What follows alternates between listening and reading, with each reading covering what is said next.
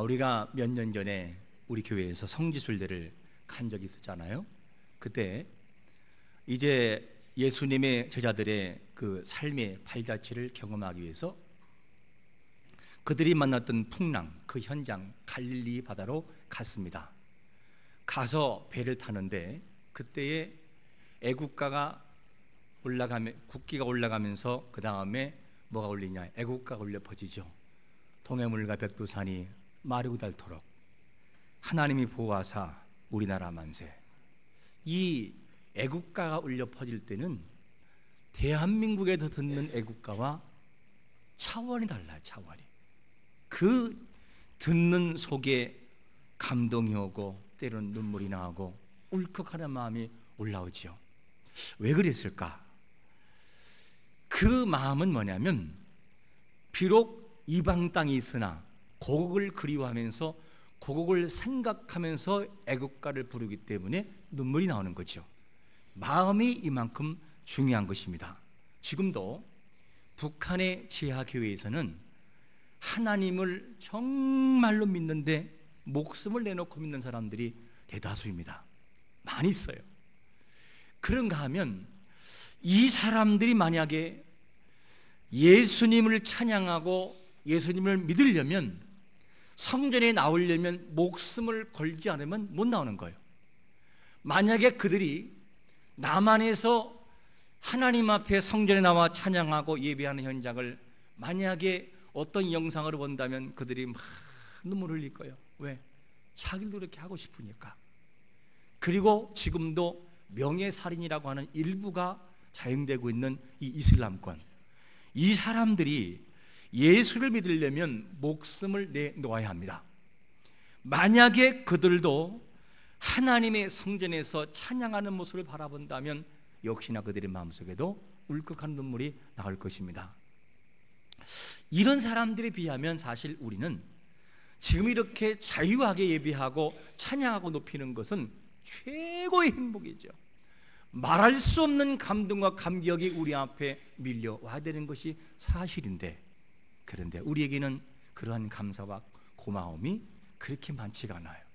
당연한 것처럼, 당연히 있는 것처럼 뭐 당연한 것이 아니겠는가 이렇게 생각하면서 늘상 드려지는 예배가 우리는 드려지고 있습니다.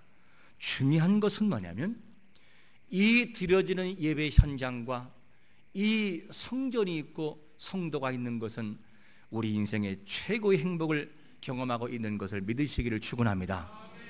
너무 감사한 거죠. 그런 면에 있어서 오늘날 식어져가는 우리의 마음들을 바라보면서 오늘 본문은 우리에게 도전을 주는 말씀이죠.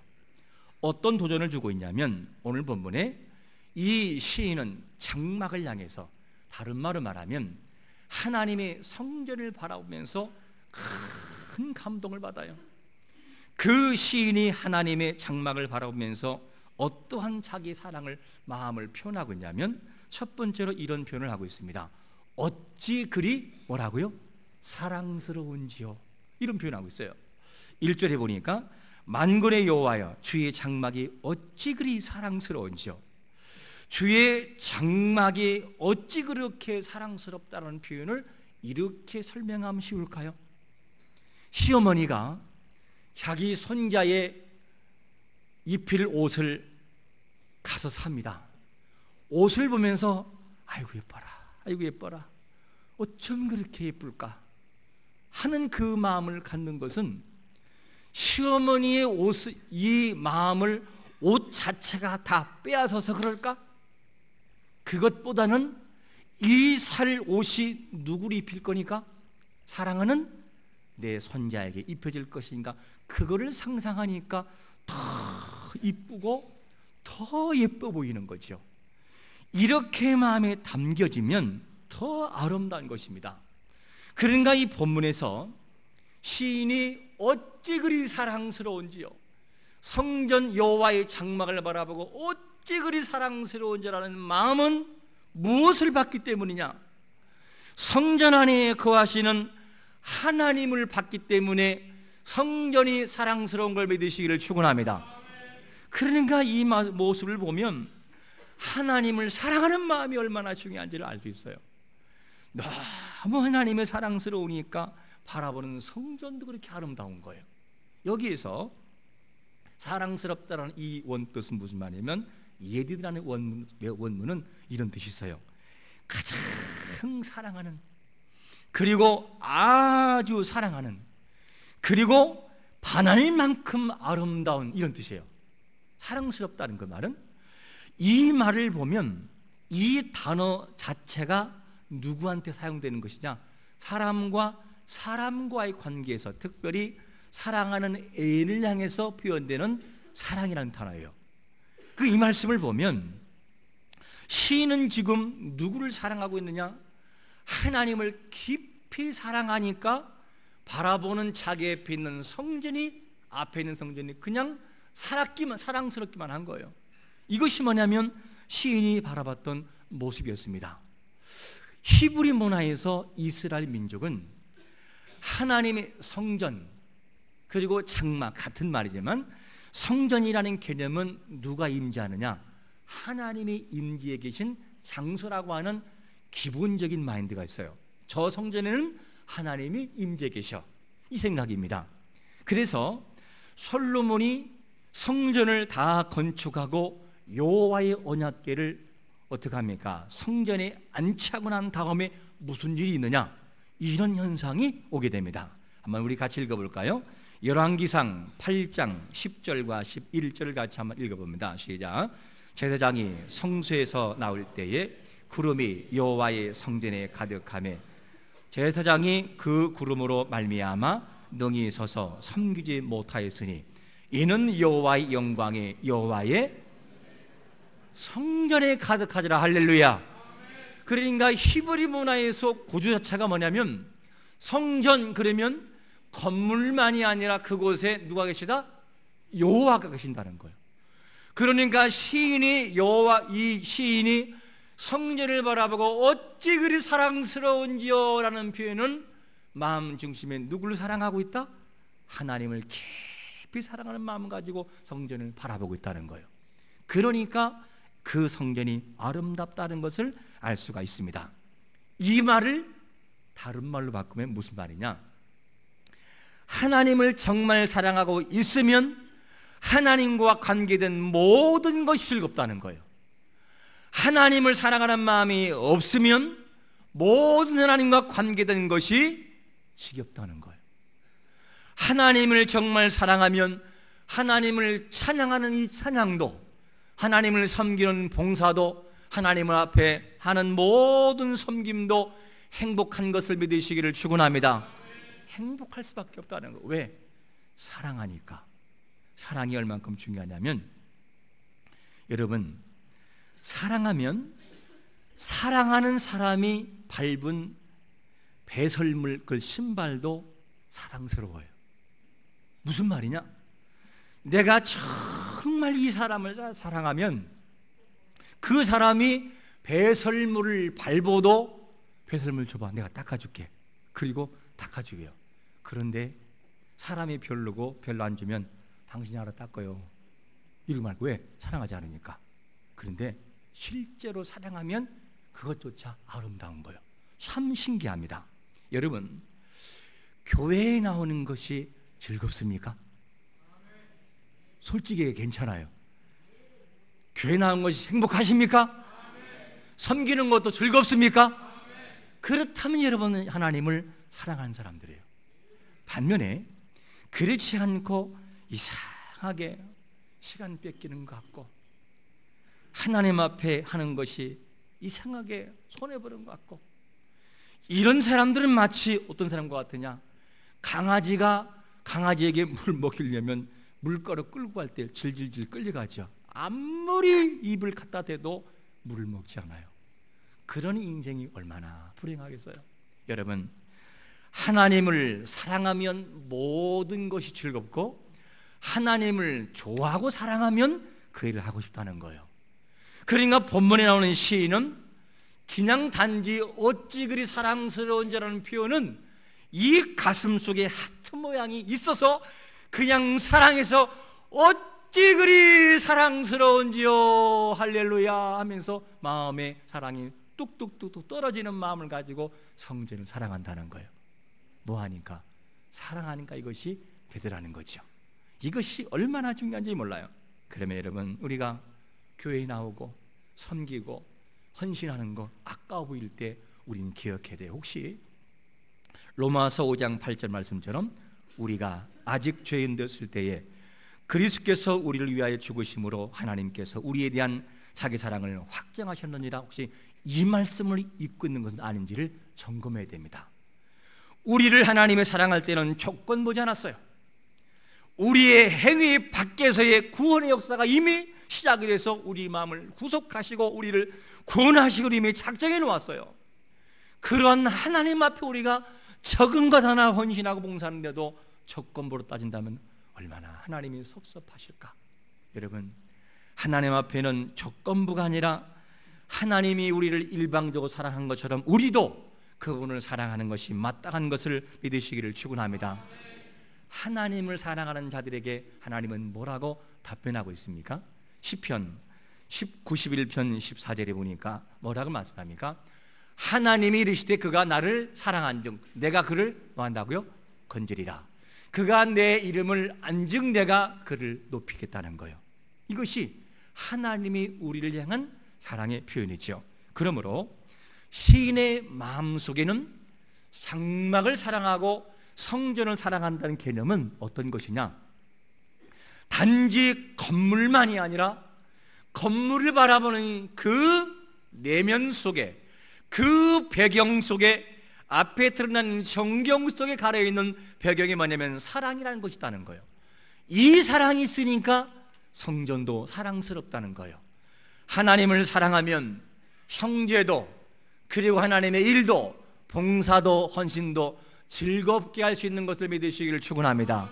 그게 하나님의 국률한 사랑 앞에 나가서는 우리의 모습이라는 것이죠.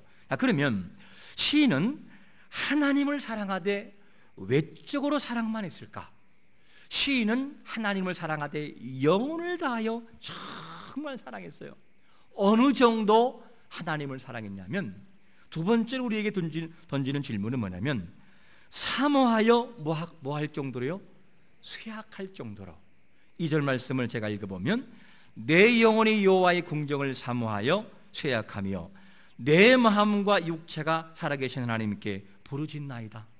여러분, 신이 하나님을 사랑하는데 그 궁정을 사모하는데 단지 외형만이 아니라 영혼을 다하여, 이 말을 원문으로 원서로 풀어가면 무슨 말이냐? 영혼과 생명과 인격을 다하여 내 감정을 다하여, 그런 말이죠. 그러니까 시인이 하나님을 사랑했던 그 모습은 어떤 모습이냐? 힘을 다해서. 이 말씀을 좀 더 깊게 풀면, 원뜻에 가깝게 풀어가면 얼굴이 창백해져서 병들 만큼, 창백해지려면 어느 정도 아프고 얼마나 고민해야 됩니까? 그 정도로 뭐 하느냐? 창백할 정도가 뭐냐면 시인이 하나님을 사모했던 모습이었다, 이렇게 말씀하고 있습니다. 다른 말로 말하면 상사병이 들 정도로 그렇게 사랑했다는 것을 알 수 있죠. 이 말씀 보면 하나님이 정말 보고 싶어서 상사병이 들 정도로, 그리고 일평생 주님과 함께하고 싶을 정도로, 그리고 그 주님과 내가 일평생 같이 해도 불행하지 않을 정도로 그분을 사랑했다는 거예요. 이 마음이 뭐냐? 시인이 하나님을 향했던 마음이었다는 것을 알 수가 있습니다. 참, 그런데 이 사람이라고 하는 것이요, 하나님을 정말 인격으로 만날 때와 그렇지 않을 때는 너무나 차이가 나요. 앞에는 저도 모태신앙이었잖아요. 근데 모태신앙으로서 형식적으로 나아갈 때 하나님을 인격적으로, 하나님이 살아계신 것도 알고 하나님이 분명히 나와 함께하는 것도 머리로는 분명히 알고 있어요. 그런데 그분과 나와의 만남 속에 인격적으로 만남이 없는 그때는 뭐가 되느냐? 신앙생활이 형식에 가깝게 살아가요. 형식에 가깝게. 봉사를 해도 별로 즐거움이 없이 그냥 그렇게 살아가요. 그런데 정말 하나님을 인격적으로 만나보니 어떻게 바뀌느냐?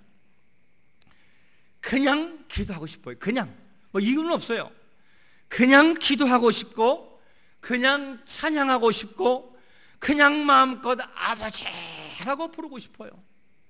이유는 없어요. 그냥 그 배경 속에는 하나님을 사랑하기 때문에, 사랑하니까 그냥 그분 앞에 나가고 싶고, 사랑하니까 그분을 부르고 싶어요.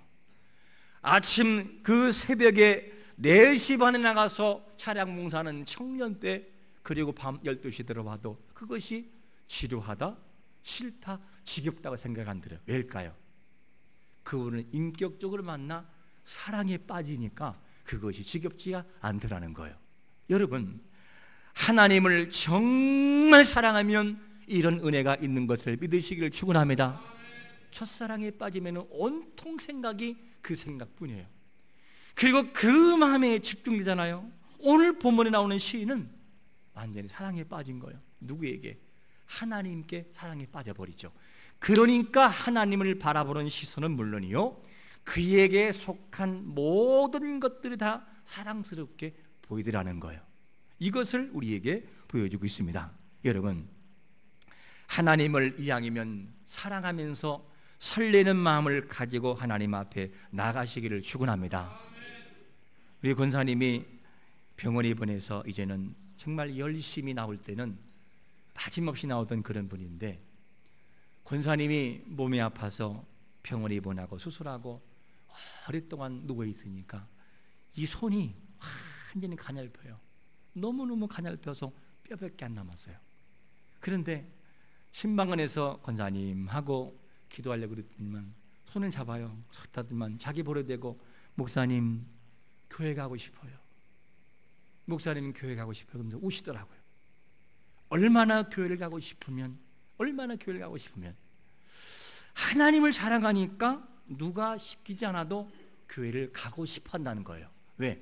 사랑하는 마음이 있으면 그렇게 되더라는 거예요. 이것이 시인이 오늘날 우리에게 보여주고 있는 메시지인 것입니다. 여러분, 하나님을 사랑하면서 신앙생활하여 행복하지, 어쩔 수 없이 의무로 한다면 우리는 일평생 하나님의 그 사랑을 맛을 보지 못하고 살아갈 수밖에 없을 거예요. 여러분, 이왕이면 하나님을 사랑하되 맛을 보고 하나님을 사랑하는 자가 되시기를 축원합니다.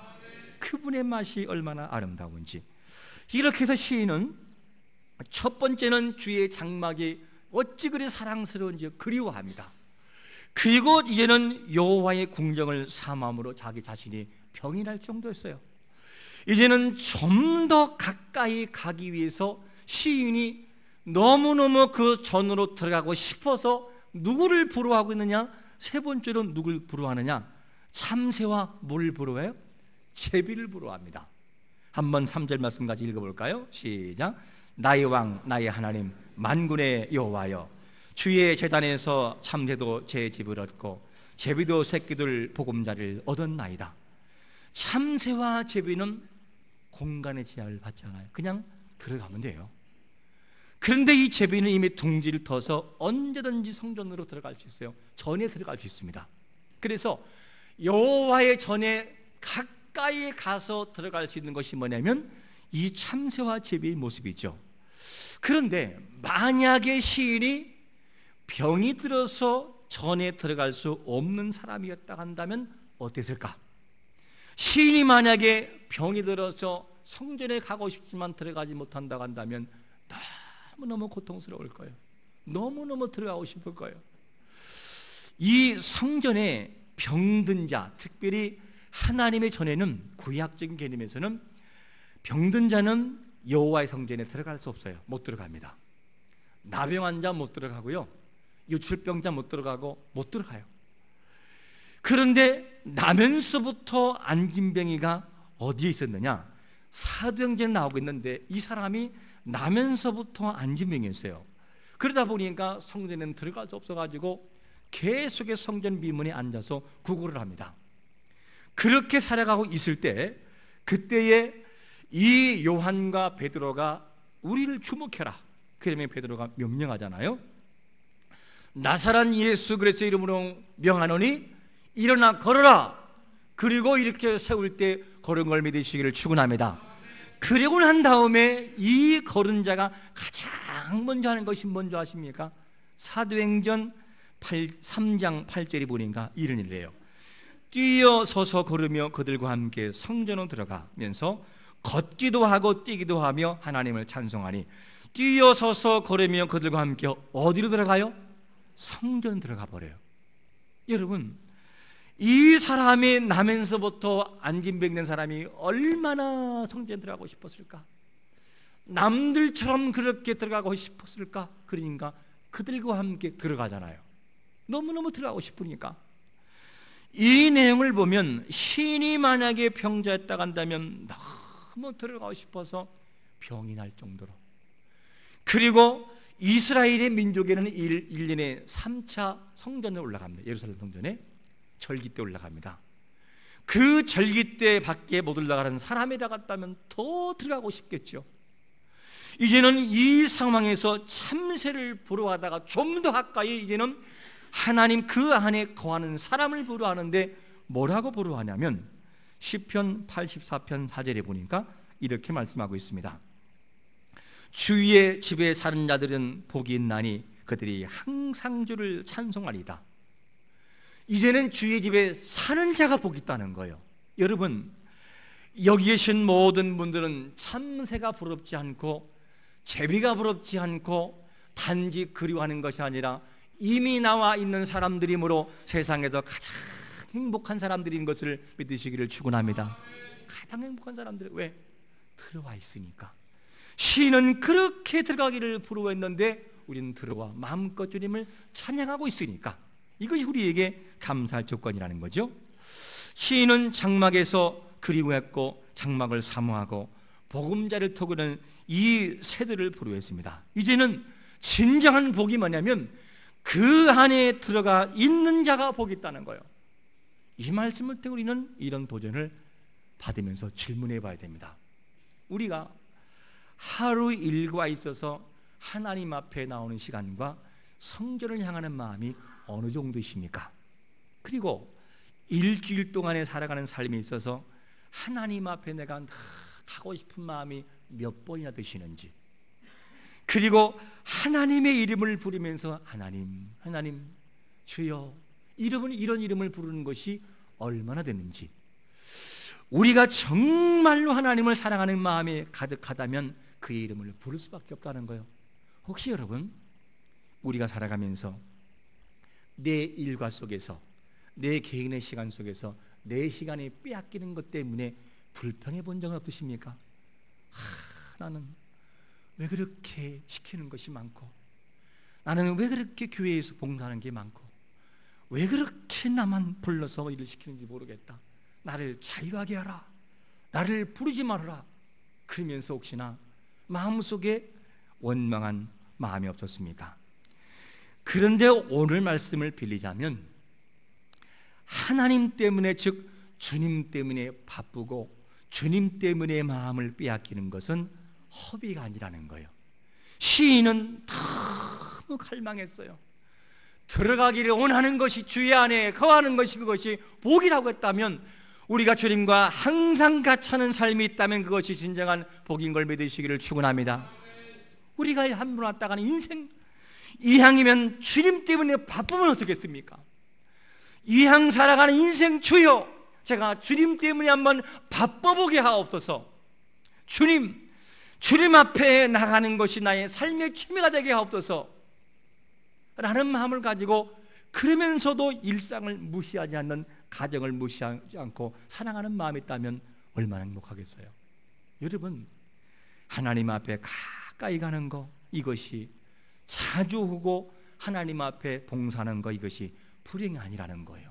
여러분, 인생의 최고의 행복은 주님을 떠나 자유한 인생이 아니라 주님 안에 거하면서 설레는 마음을 가지고 주님 앞에 나와 신앙생활하는 것이 행복의 기초 행복인 것을 알고, 이향 신앙생활하는 거, 설레는 마음을 가지고 하나님의 이름을 부르고 찬양하며 나가는 자가 되시기를 예수 그리스도의 이름으로 축원합니다. 아멘.